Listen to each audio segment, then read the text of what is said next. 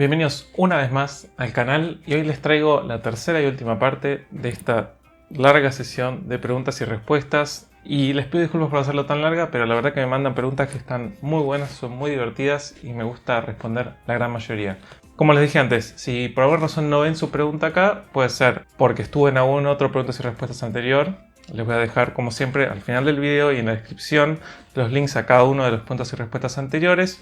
O porque quizás la pregunta que hicieron era meritoria para hacer un video futuro. Como les dije antes, las preguntas no están practicadas ni nada por el estilo, sino que simplemente las tengo acá y las voy a responder de manera improvisada. A ver, vamos por la primera. ¿Correrías un track day con el Lexus? Con el Lexus no. ¿Por qué? Porque actualmente tiene la suspensión de fábrica y es un auto que está muy orientado a lo que es el confort. Entonces, para estar listo para un track day tendría que tener por lo menos coilovers, y también nos tenemos que olvidar el hecho de que tiene caja automática. Es una caja automática, nuevamente, de los 90s y orientada al confort, o sea que no tiene la velocidad como para encarar un track day. Sí puede servir para divertirse porque se puede trabar en diferentes marchas y ir sacando la cola en las curvas, pero como para hacer un tiempo, realmente no es el auto. ¿Sos calentón a la hora de estar manejando si te cruza uno o algo así? Sí, soy bastante calentón y por otro lado, más que calentón, me gusta trolear bastante más. Me gusta cuando la persona de un auto contigo está como enroscada y totalmente enloquecida. Los ves que te están insultando desde el auto y simplemente mirarlos, sonreírles y hacerles así y ver cómo les explota la cabeza en mil pedazos. Eso me da todavía más placer que calentarme con otros autos en la calle. ¿Cuál es tu segundo nombre? No tengo segundo nombre, soy simplemente Dano Stark. Initial D o One Gun Midnight. Las dos series me parecen excelentes. Initial D tiene muchas más historias, es mucho más larga, es mucho más completa. Si quieren, One Gun Midnight comparativamente es mucho más corta. Aunque las dos están muy buenas, si tengo que elegir, que por suerte no hay que elegir, si tuviera que elegir, elijo Initial D. Te pregunto, ¿qué te parece el estallido de los superdeportivos de mediados de los 2000, siendo específico el Ferrari Enzo, Porsche Carrera GT y el Mercedes McLaren SLR? El Enzo ahora su precio está por las nubes, el Carrera GT triplicó su valor, pero ¿por qué crees que el SLR se estancó en unos $350.000? No digo que sea poco, pero ¿por qué crees que no tuvo el boom de precio de los otros dos? Esto volvemos a lo que dije en unos videos anteriores. Lo que pasó para mí fue lo siguiente. La Enzo inevitablemente iba a explotar en su valor porque sería la F60.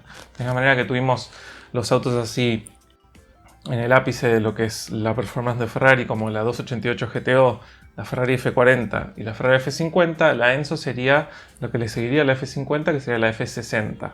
Es un auto de pista increíble, hecho con lo mejor de lo mejor para su época, y el Porsche Carrera GT tuvo el mismo espíritu. Un auto realmente descomunal, muy orientado a la performance, con caja manual, un auto brutal, mientras que el SLR no fue realmente tanto un deportivo de pura sangre como los otros dos, sino que fue mucho más orientado a lo que es un Grand Tourer, un auto para comerse millas y millas de autopista.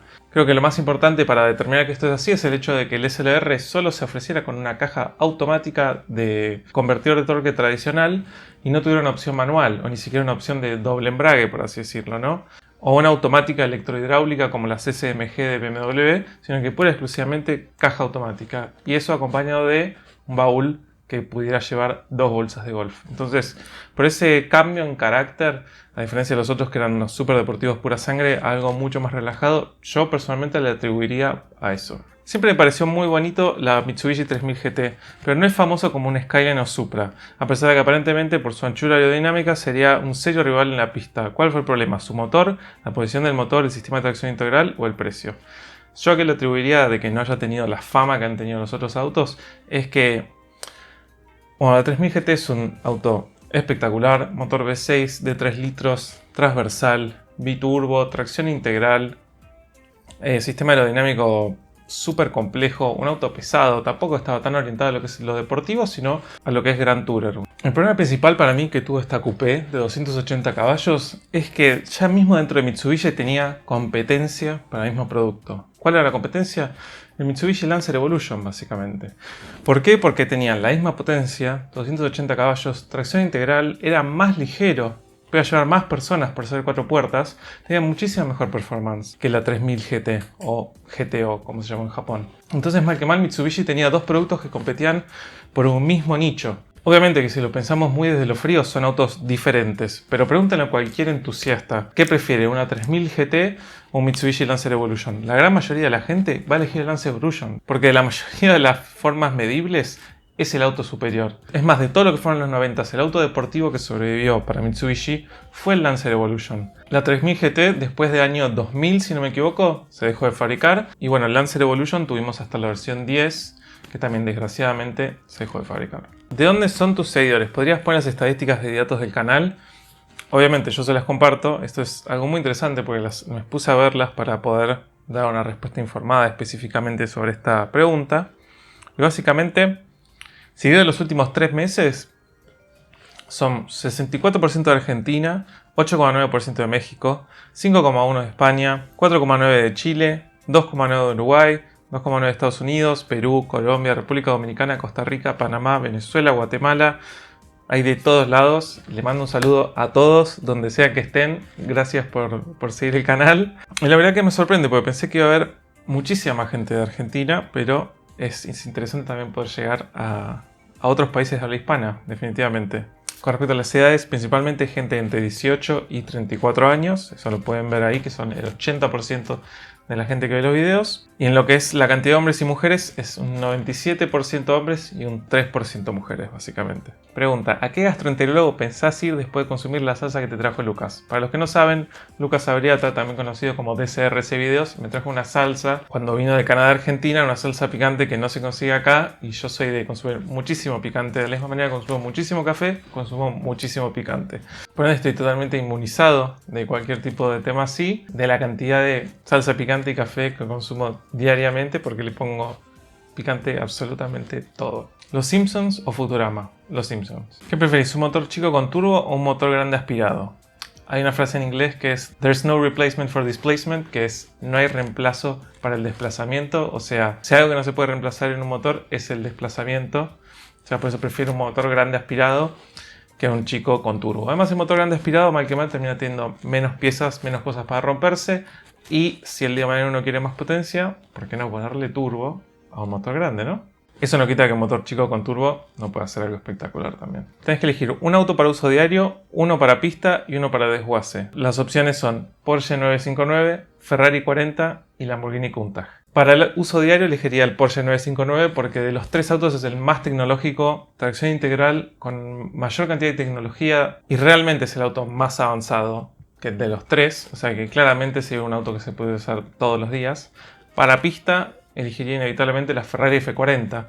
Para muchos la mejor Ferrari que se haya hecho en la historia. Si no me equivoco fue la última Ferrari que se desarrolló bajo el dominio del Commendatore Enzo Ferrari.